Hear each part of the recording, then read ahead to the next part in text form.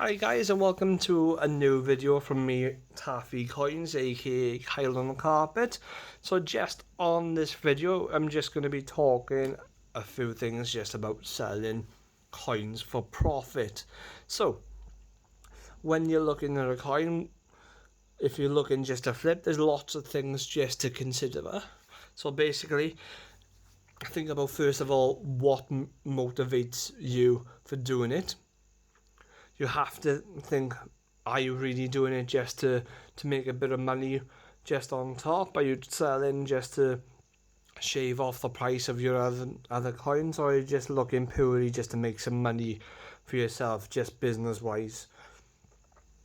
So just look at some coins. You have to think about what makes things collectible. So you have to look at the subject matter. So for example, certain coins might represent events that are happening. So for example, you've got the Brexit coin. So we officially left the EU in January. So the government wanted this to be issued in commemoration of that happening. You've got TV shows, etc. So for example, you've got Paddington Bear, you've got your Peter Rabbit here, so characters from books. You've got 007, you've got things that represent things from history. So for example, you've got the Cutty Sark there.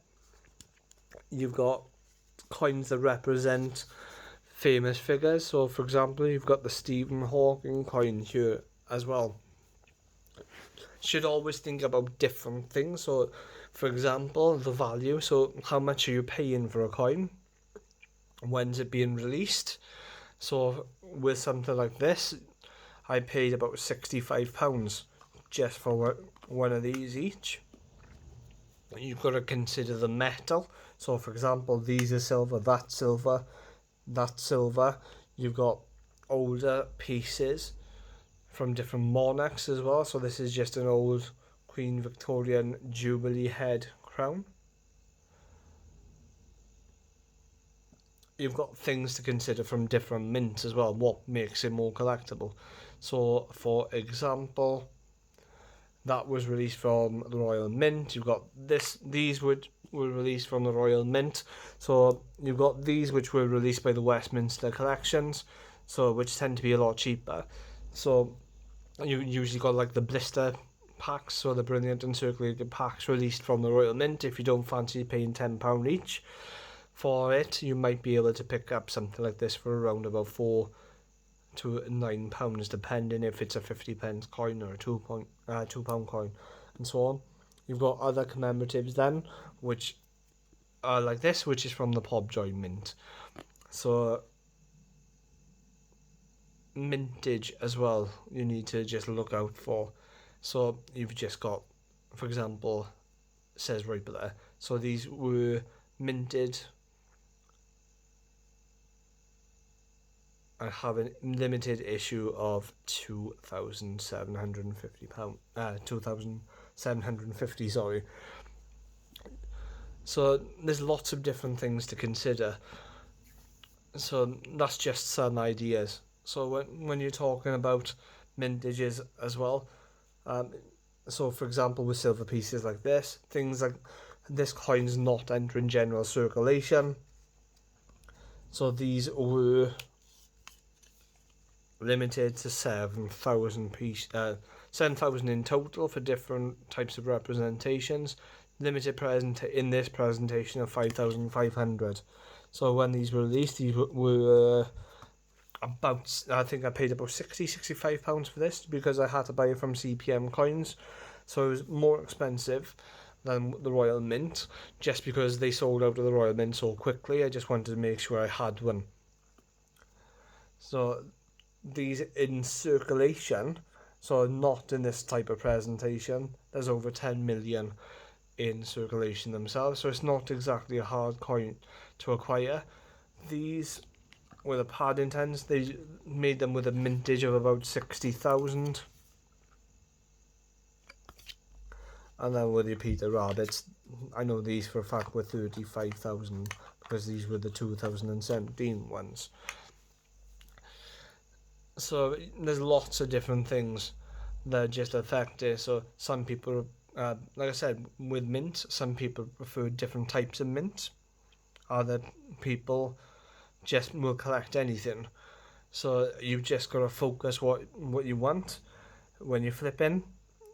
How much will the resale value be? Because with the mintages, something as low as that, it might be worth picking up, especially when these were released. They're just about £17-18 each. Whereas if you're buying several of these and you're picking them up from about £55 each with a Royal Mint, so how much can you afford? You have to think about. And with the items that you buy, are they returnable as well? Can you sell them within sort of like your 30-day money back guarantee period as well? So more tips just now on how to flip coins. So recommended just to order them as quickly as possible. So ideally as soon as they released. I would always consider maybe express delivery, because usually the ones who win a flip-in are the ones that get them in hand as quickly as possible. You want to list them as soon as you get them as well. So some people, when they're listing items on eBay, they list them up as a pre-order and then send them out. And sometimes by doing that, especially if things that sell out quite quickly, such as these, it's an ideal opportunity just to get your money back as fast as possible. So whenever you're flipping coins as well, you just have to consider sell fast or keep. So these are ideal examples of if you should keep or not keep. So basically with these coins, when these were released, these were £65 each. The mintages were quite high. Lots of people, especially this one, bought this one for £65 each, and some people on the first day of release, they managed to get prices up to about £200 for them. People fell for the hype on these ones just because of the first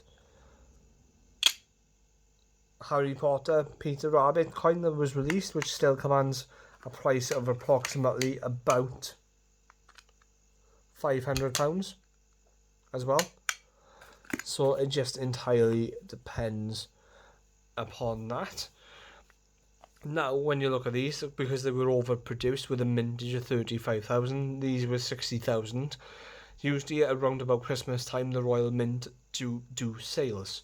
So, like I said, do you want to consider we're just waiting as well? So, for example, these were reduced with the Beatrix Potter shop down to £25 each as well, and I paid £65 for this, so I've made a massive loss on it. But then again, it's in my collection. I'm not too bothered. Can you handle losing money on coins as well? So that's where you have to weigh up when it comes like to the Paddington higher mintage. So the 60,000 of these, I believe these are still available from the Royal Mint, and these were released in, I think this one's 2018. Yep, so this one's 2018, and the Royal Mint reduced them down to about £40 each in their Christmas sale. So you just have to think of so much stuff. Is it worth selling coins as well? Consider shipping.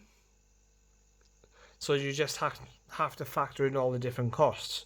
So when you send something like that in the Royal Mail, if you're selling it for about £60, it's not insured just by your standard sign for delivery, because the value of the coin is over £50. You might have to get it insured and pay £6.70, and that's just the minimum. And obviously, how much does it weigh as well? You have to factor that in. So something like that, just to ship, might be under insured next day delivery. It might cost you about £8 Do you send it and you take a risk and just go for delivery, which might shrink it down to about £4 or £5 for you? It's entirely up to you. Like I said, you have to factor in the price of the coin as well. How much can you afford? Can you afford to buy in bulk? So something like this, where you might pay about £60-65 each, might be more unobtainable compared to about £17 each for those. You also have to factor in fees and where you sell the coins. So for example, eBay, you have to factor in, are you paying 10% seller's fees? You've got PayPal fees as well.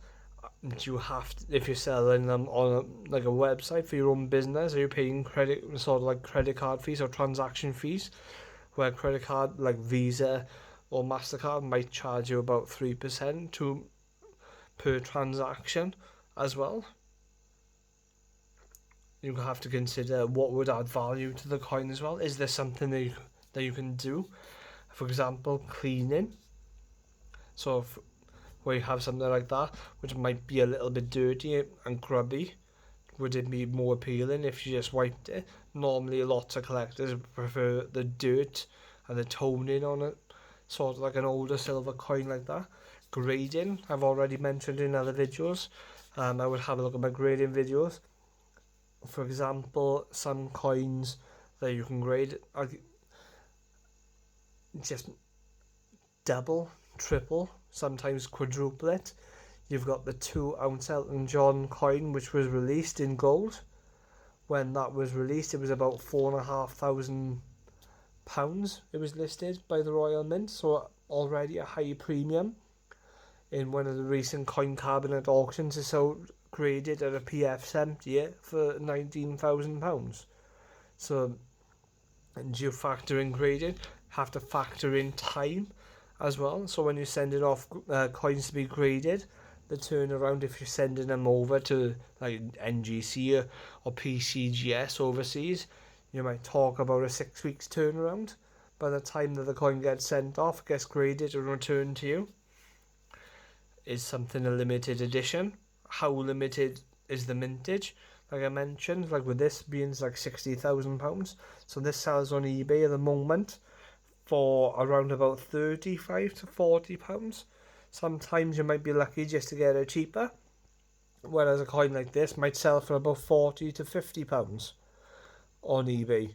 So it's retained a lot of its value compared to that. That's lost a far higher percentage of it. Has the coin been sold out as well? So for example, that sold out quite quickly. That took its time and is still available now. This Peter Rabbit did sell out quite quickly, whereas the others in the series, like you've got your Benjamin Bunnies, so they didn't do so well. They didn't. I'm not even sure if the Royal Mint managed to sell a full mintage in some of these ones because they were overproduced so much, and that's why you've got like the Beatrix Potter shop had to reduce them down to about £25 because they had hundreds and maybe even thousands left available. Metal prices are always a factor as well. Do you pay £25, £30 for a coin like that when the silver weight is around about £16 approximately, just because it's 925? Is the coin in circulation? You have to consider. So for example, you've got that coin which is in circulation, and there's about 10 million of them, whereas you've got other coins then you have to consider from like USETs. The Royal Mint over the last few years hasn't been releasing £2 coins into circulation because they haven't been needed. So when you buy in the USETs then, so the £2 coins command a higher premium, where you might be able to get anything between about £15 and £25 just for the £2 coins alone. You've got the 50 pences. Just to use an example, the 2009 50 pence wasn't released into circulation, but the Kew Gardens was. They only released 210,000 of the Kew Gardens into circulation. Kew Gardens, even though it's in circulation, is worth at the moment somewhere about £180. The 50p that wasn't released into circulation sells for about £80 if it's from a proof set. But the proof set itself, I've seen with the Kew Gardens in, can sell anywhere up to about £400 at the moment. So there's lots of things just to consider. You might be able to buy a proof set for £400, even just with those two coins alone. They might make you money, and that's without the £2 coins and anything else that's included in there. You might be able to get a premium for as well. So there's lots of things just to consider when you're flipping coins. How much of a risk you want to take, just like anything else. If you buy too much, are you stuck with them? Do you have a sale or return policy with a company that you bought them from? If you're selling them yourself, have you got a sale or return policy? So, for example, if you're not examining every single coin, does this coin have spotting on? Can you send it back to the original company? If not, you've lost the value of the coin immediately. If it's got spotting or fingerprints on, it makes it less desirable for someone. Or these coins, when I use the example about selling or keep a coin, I wanted to keep this coin for my collection. It's a very stunning coin, but the Royal Mint in recent years have had massive issues just with this black ring, and even some of the commemoratives like that with the white foam round, and this is a prime example. So this coin, can you see the hazing on there and the toning and the marks? So if you're keeping coins as well, even if you're just buying them for your own collection, you're running the risk of the coins damaging, especially if they haven't been made properly, or if there's something in the actual capsule itself that can cause a reaction with the metal. So, like I said, I just wanted to give you a few different things just to think about. Have a look at eBay, just for like some past examples, just to see, get an idea what the market at the moment is doing. Is there certain themes that are doing quite well? So at the moment, the Bond coins, which the Royal Mint have been releasing, they're not doing so well.